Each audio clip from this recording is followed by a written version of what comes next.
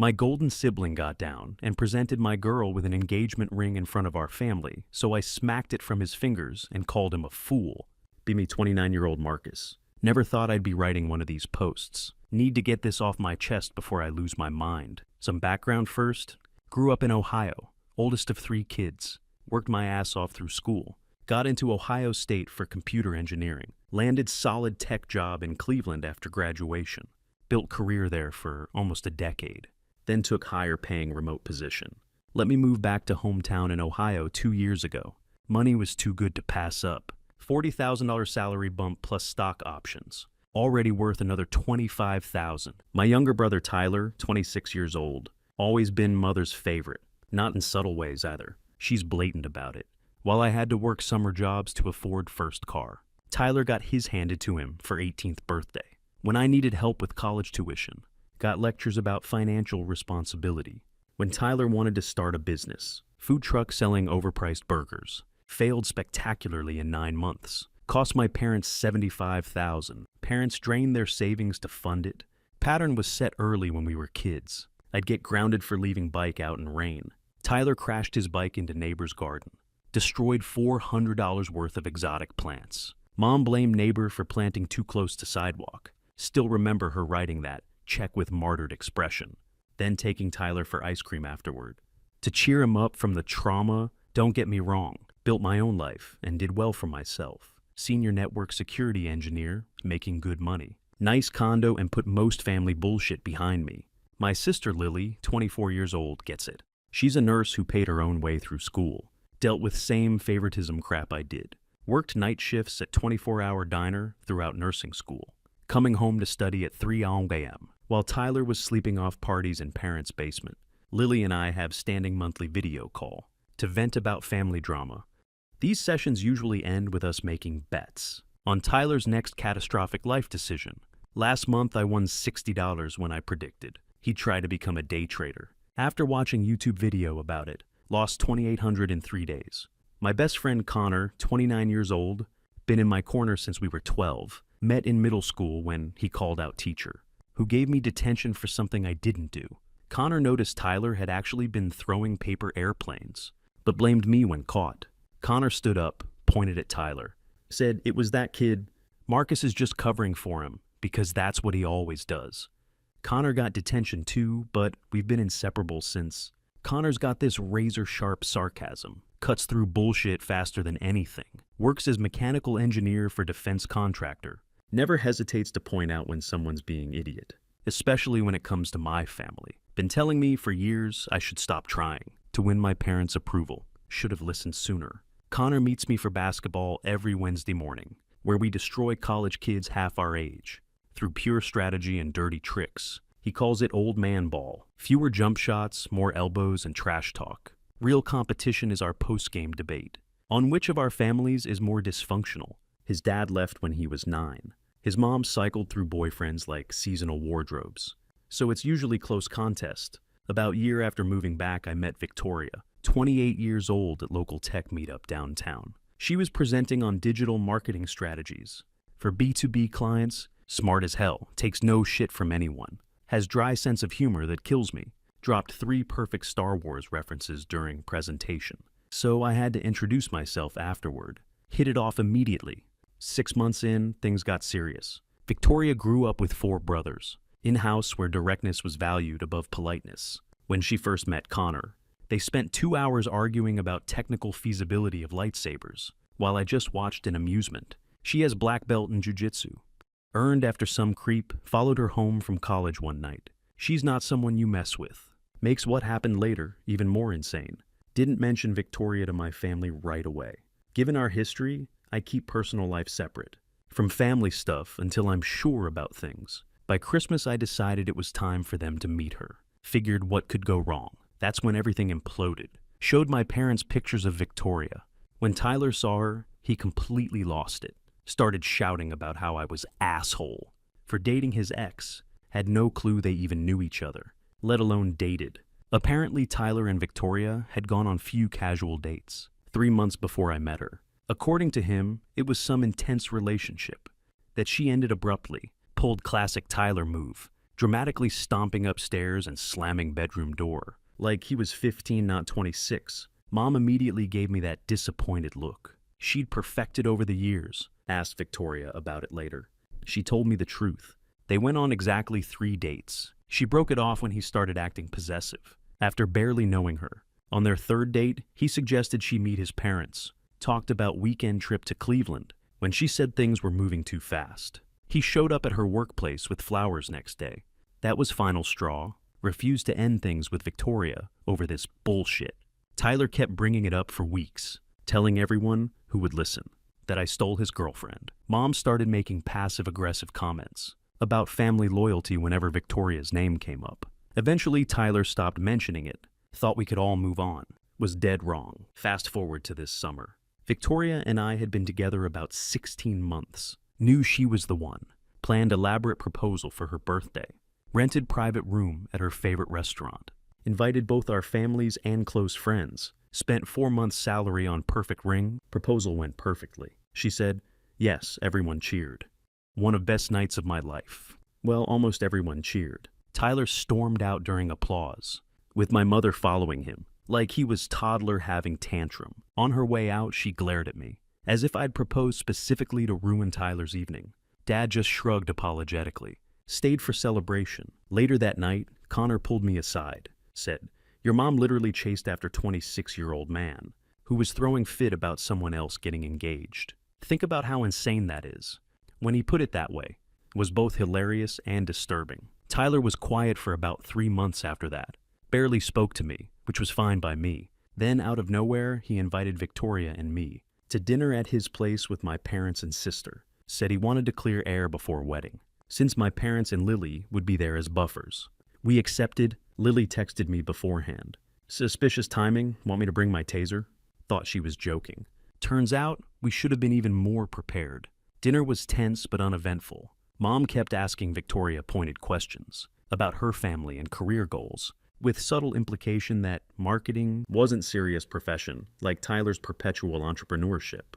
Victoria handled it like pro, even complimenting Mom on her hideous new haircut. With completely straight face, afterward, we all moved to living room for coffee. About half hour into conversation, Tyler stood up, said he had important announcement, launched into long dramatic speech about how happy he was to have everyone there for his special moment. Then, and I still can't believe this, he got down on one knee, pulled out ring box, and proposed to my fiancée. Room went dead silent. Victoria looked horrified, told him to put ring away and get up. Dad tried to step in, but I was already across room. Grabbed Tyler by his shirt collar, punched him square in jaw. He fell back, knocking over coffee table, as Dad pulled me off him. Tyler started spewing some delusional bullshit about how Victoria was only with me to get back at him for dumping her. This proved she didn't really love me. Mom was screaming at me for hitting her precious boy, completely ignoring what he had just done. Lily managed to get Victoria and me out of there before things got worse. In car, Victoria was furious. She couldn't believe Tyler would pull something like that, especially in front of our families. When we got home, I checked damage to my hand. Nothing broken, just bruised knuckles, while Victoria paced kitchen. I went on 3 dates with him, Marcus. 3 dates, and he does this year and half later. Who does that? Had no answer. Logic doesn't apply to Tyler's world. Been weeks since then, and I'm still seeing red. My parents have been blowing up my phone, mostly defending Tyler and saying I overreacted. Mom even had audacity to suggest I apologize to him for punching him. He's sensitive and was just expressing his feelings, she texted. Violence is never the answer. Texted back, neither is proposing to your brother's fiancé. Finally decided to confront Tyler directly. Called him and insisted Victoria be present for conversation.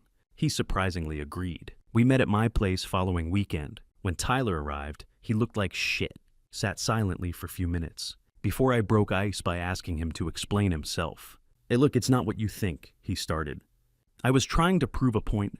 What point could possibly justify proposing to my fiancé? I demanded.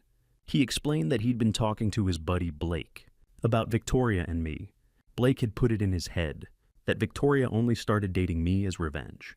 For Tyler rejecting her, they cooked up this test to see if she would leave me for Tyler when given chance. If you're wondering who Blake is, he's Tyler's equally delusional friend from college. Guy who convinced Tyler that cryptocurrency was guaranteed investment right before market crashed. Also marketing expert who designed logo for Tyler's food truck. Cartoon burger that looked disturbingly anatomical. Their combined IQ barely reaches room temperature. Blake said if she was using you to get back at me, she'd either say yes to my proposal, or at least be flattered by it, Tyler explained. Fact that she was disgusted proved she might actually love you. Victoria was livid. So you humiliated all of us to prove a point? You realize how insane that is, right? Tyler shrugged. I had to know for sure, Blake said. Blake's 27-year-old who lives in his mom's basement, I interrupted. Maybe don't take relationship advice from him. Conversation went downhill from there. Tyler maintained that he was justified in his actions, because bros before hoes, his actual words, said if situation were reversed, he would have respected the code and backed off. Knew that was complete bullshit. Before leaving, Tyler declared he wouldn't attend our wedding. I can't support this marriage knowing I had her first. 3 dates isn't having someone first, you idiot, I told him. And don't worry, your invitation was already in Shredder. After he left, I called my parents to explain what happened. Dad seemed to understand the situation, but Mom was still making excuses for Tyler's behavior, calling it misunderstanding, suggesting we were being too harsh on him. He's always been sensitive, she said, and he really liked Victoria. You should have checked with him before you started dating her. We went on 3 dates 1.5 years ago, Victoria said, loud enough for Mom to hear over phone. I barely knew him. Mom hung up after that. Lily called later to say she was fully on our side, thought Tyler's behavior was inexcusable. I've been saying it for years. Mom created monster. Good luck getting her to see it, though. For now, I decided to go low contact with Tyler and parents. Victoria and I focused on moving forward with wedding planning, though family drama was casting shadow over what should have been happy time. That weekend, Connor came over with pizza and his PlayStation. Wedding planning break, he declared. You need to shoot some virtual bad guys instead of your actual brother. He wasn't wrong. About a month later, situation exploded again. At my sister Lily's promotion celebration dinner, my parents hosted it at their house. Tyler was conveniently busy that evening. Lily had recently been promoted to charge nurse in ER. During dinner, Lily mentioned her upcoming trip to Europe, then casually said, Marcus, I know Tyler's uninvited from your wedding, but you'd be cool with him coming to my birthday party next month, right? Laughed it off and told her it was her party. Her guest list, Mom, who had been silently fuming all night, suddenly snapped. Is Tyler really still uninvited to your wedding? I thought you were just being dramatic. Confirmed that yes, he was still uninvited. She started ranting about how I was being childish and holding grudges. Reminded her that Tyler and I had mutually agreed he wouldn't attend. She accused me of trying to divide family. Said I was jealous of Tyler's charisma. What charisma? I thought. Guy wears graphic tees with crypto slogans. Hasn't had real jobs since college. His idea of witty conversation is quoting Joe Rogan podcasts. But in Mom's eyes, he's George Clooney and Elon Musk rolled into one. Bit my tongue and told her this wasn't time or place. To discuss it, we were there to celebrate Lily. Mom stormed off to kitchen. Rest of night was awkwardly silent. Dad tried to salvage evening by asking Lily detailed questions about her new role. But damage was done. 3 days later, Mom showed up at my house unannounced. Victoria was working from home. I had just gotten back from meeting. Mom barged in without waiting for invitation. Demanded, we settle this Tyler situation once and for all. She launched into bizarre lecture about how I should be secure enough in my relationship not to worry about Tyler's harmless prank. Her words for the proposal. Said uninviting him was cruel and petty, that I needed to be bigger person. Told her again that Tyler and I had both agreed. He shouldn't come. If she had issue with it, she should talk to him. This led to shouting match, where she finally dropped the bomb. If Tyler's not welcome, then I'm not coming either. That's your choice, I replied calmly. I'm not going to beg you to be at my wedding. She looked shocked, like she expected me to cave immediately. You would really be okay with your mother missing your wedding? Wouldn't be first important event of mine you've missed. Because of Tyler, would it? That hit home. She'd skipped my college graduation because Tyler had minor cold. Missed my first professional awards ceremony because it was same night as Tyler's community theater performance. He played tree number 3 and had no lines. She called me cruel and stormed out. Within hours, my phone was blowing up, with texts and calls from her side of family. Aunts, uncles, cousins all telling me I was being unreasonable, needed to respect my mother. Dad called privately later that evening. "Son, I think your mother is wrong on this one. Tyler was out of line and actions have consequences. I'll be at your wedding regardless of what she decides." This was first time Dad had openly disagreed with Mom about Tyler. Was genuinely surprised. Maybe he was finally growing spine. After 36 years of marriage. Meanwhile, Tyler started posting cryptic social media updates about family betrayal and blood means nothing anymore. Mom commented supportive things on all his posts, further fueling drama. He even created public playlist called Songs for Traitors. That was mostly whiny emo tracks from 2006. Victoria was caught in middle. Mom had been texting her directly, trying to guilt her into convincing me to change my mind. When Victoria didn't respond, Mom started spreading rumors that Victoria was controlling me and turning me against my family. For now, most of Mom's family was boycotting wedding, while Dad's side was still planning to attend. Lily reaffirmed she was coming, regardless of drama. We decided to downsize wedding, since our guest list had been nearly cut in half. Silver lining, we saved almost $12,000 on venue and catering, which we put toward nicer honeymoon in Iceland. 2 weeks after wedding, boycott began. Mom showed up at our house unannounced again. Victoria texted me at work saying Mom was at door, asking to talk. Told Victoria I'd be home in 20 minutes, to let her in if she felt comfortable doing so. When I arrived, they were sitting at dining table. Mom had barely touched coffee Victoria had made her. Tension in room was palpable. Mom started with what seemed like olive branch. "I've been thinking about everything. Want to clear the air. Family is too important to let this drive us apart." For a brief moment, I thought she might actually apologize. Instead, she turned to Victoria and said, "I was hoping to catch you alone today. Think without Marcus's influence. You'd see reason about this Tyler situation." Victoria calmly replied, "With all due respect, I wouldn't discuss this without Marcus present, and this involves his brother and his family." Even Mom's face darkened. "So you need permission to speak now?"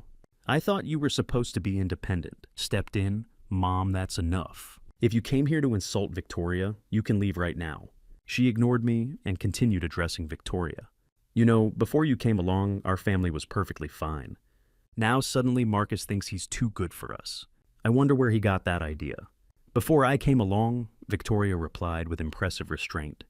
Marcus was already successful professional who'd built his own life despite not because of his family's support.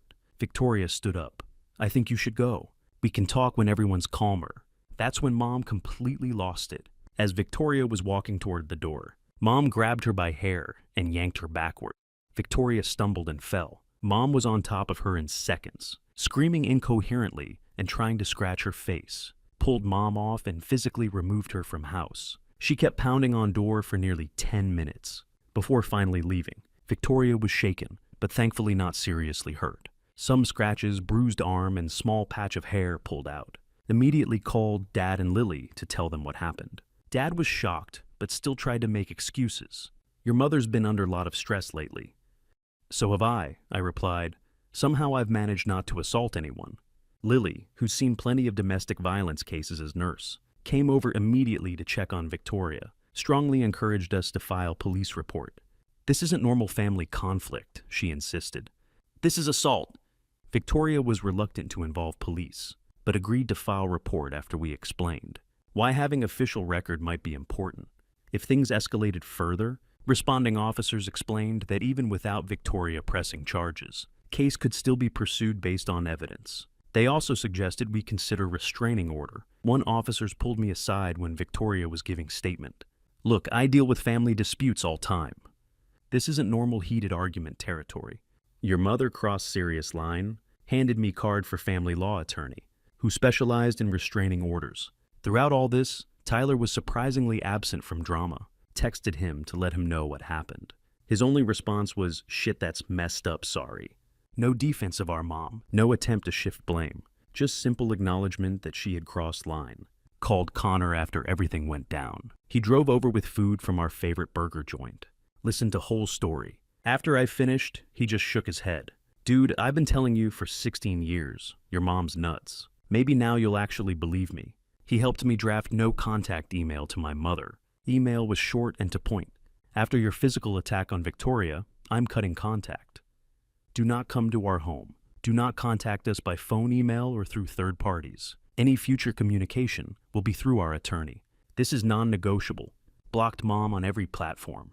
Told Dad I wouldn't be speaking to her again, until she got professional help, and offered genuine apology to Victoria. We started seriously discussing moving out of state after wedding. Victoria had been offered position at her company's Tampa office. My job was remote anyway. Fresh start 650 miles away from this toxic family environment.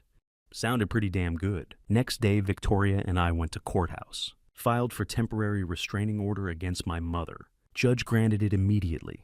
Based on police report and photos, my mother was legally prohibited from coming within 500 feet of us or our home for next 90 days. What I haven't mentioned yet is financial aspect of all this family drama. 5 years ago, my grandfather passed away, left substantial inheritance to be split among his 3 grandchildren, me, Tyler, and Lily. My parents were named as trustees until we either turned 30 or got married, whichever came first. My grandfather was a shrewd businessman who built chain of hardware stores across Midwest, sold business for 8 figures few years before he died. Each of us grandkids was supposed to receive about $420,000, plus proceeds from some investment properties he owned.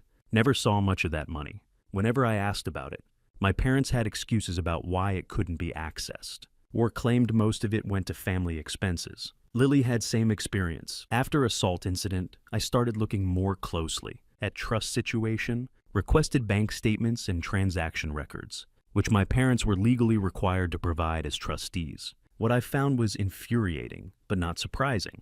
They had been systematically using trust funds, primarily my share and Lily's, to support Tyler's lifestyle and failed business ventures. His apartment, $20,100 monthly rent paid for with trust money. His car, $38,000 SUV bought outright with trust money. His failed food truck business, $75,000 from trust. His custom gaming PC, $4,800 from trust. Meanwhile, I'd received exactly $13,000 for education expenses. Lily had gotten $11,000 over 5 years from trusts that should have provided each of us. With nearly $500,000, paper trail was damning. They'd set up automatic transfers from trust account to Tyler's personal checking account, $3,600 monthly for living expenses. There were regular payments to his credit cards, his car insurance, his cell phone, his streaming subscriptions, even his dating app premium memberships. Consulted with attorney who specialized in estate law. He confirmed what I suspected.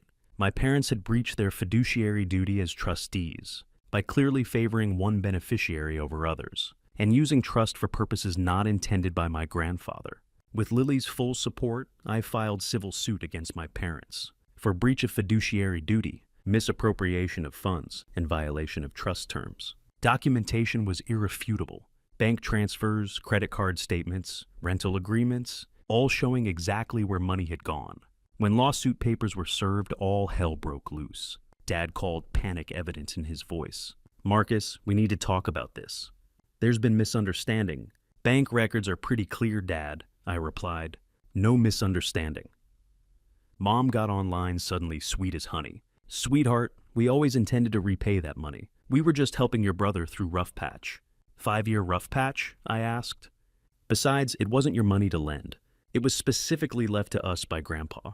Civil lawsuit proved to be tactical nuclear option. My lawyer was former prosecutor who specialized in financial crimes. Treated case like personal crusade. He uncovered that my parents had not only misappropriated funds, but had also doctored some annual trust reports. They were legally required to file. Lawsuit hit them hard financially. Their assets were temporarily frozen while case proceeded, which meant they couldn't continue supporting Tyler.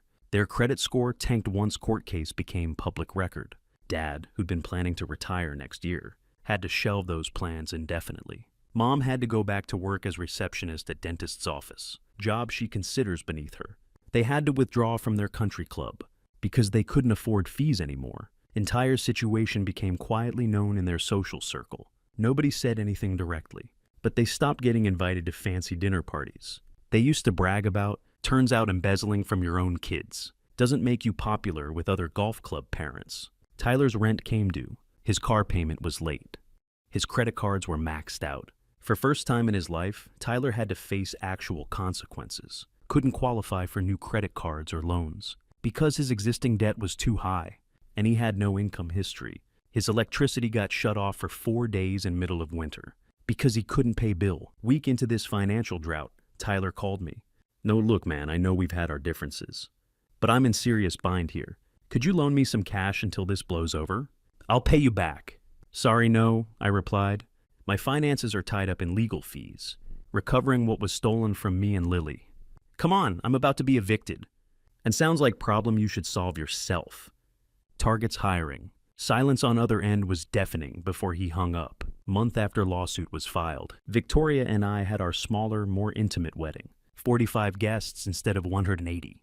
Dad attended solo and was respectful throughout event. Lily was there with her boyfriend. Tyler and Mom were nowhere to be seen. Exactly as planned, Connor was my best man, managed to keep things light despite everything. His toast included line about how he'd never seen man dodge so many bullets from his own family and still come out ahead. Everyone who knew situation laughed harder than they probably should have. Court case was settled before it went to trial. My parents agreed to structured repayment plan that wouldn't leave them homeless, but would require them to sell their vacation property and downsize significantly. Their lake house in northern Ohio sold for less than they paid. They had to move from their 3,800 square foot house into 1,100 square foot condo. In neighborhood, they used to mock. Dad's prize boat was one of first things. They had to sell to make initial payments. Remaining trust funds were placed under control of neutral third-party trustee with strict distribution guidelines. According to new arrangement, I would receive my full share immediately. Since I was over 27 and married, Lily would get hers when she turned 27 in few years. Tyler's portion would remain in trust until he either turned 30 or showed proof of legitimate employment for at least 14 consecutive months. Tyler was furious when he found out he wouldn't have immediate access to his share. "That money is rightfully mine," he texted me. "1/3 of it is," I replied, "and you'll get it according to original terms of Grandpa's will, for education, legitimate business plans with oversight. Or when you turn 30, no more blank checks." Once judge-approved settlement, my share was released immediately. It was surreal to see that much money in my account. $367,000 after legal fees and tax considerations. Lily would get about same when she turned 27. Remainder of trust, including Tyler's portion, was worth approximately $415,000, with some of that earmarked for repaying what my parents had already spent. First thing I did was pay off our mortgage. Second was to fund proper honeymoon for Victoria and me. 2 weeks in Iceland, all expenses paid. First-class flights. Third was to establish my own investment portfolio, something my grandfather would have approved of. Didn't mention money to Tyler. As far as he knew, everything was still tied up.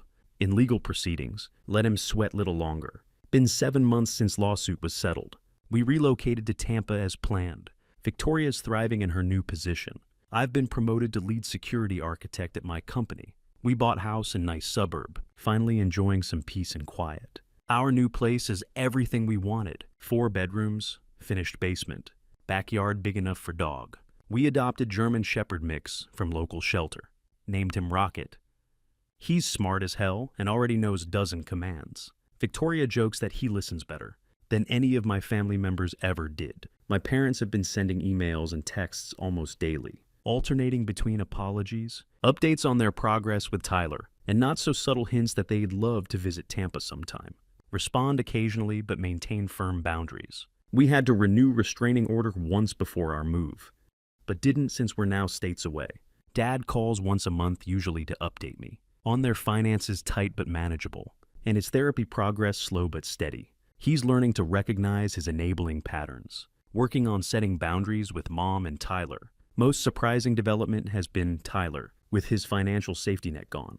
He finally got job at local tech store. According to Lily, who still talks to him occasionally, he's actually sticking with it, working regular hours and earning his own money. Seems to be changing his perspective. Last month, he sent me email that caught me off guard. "I've been thinking about everything. That proposal bullshit was messed up. I see that now. Wasn't even about Victoria. I was just jealous you had your life together, while I was complete mess. Mom and Dad made it way too easy for me to be screw up. And I took advantage. That's on me, not asking for forgiveness. Just wanted you to know things look different. When you're not living in fantasy land, working actual hours for actual paychecks has been eye-opening. Tell Victoria I'm sorry for being dick. You guys didn't deserve any of that. Didn't respond immediately. Needed time to process it. After discussing it with Victoria, I sent brief reply. Thanks for apology. It means something. Good luck with job. Last week I received package from my hometown. Inside was check for 450s with note. First installment on what I owe you. Not much, but it's start T. Amount was laughable compared to what had been taken. From my trust, but gesture wasn't lost on me.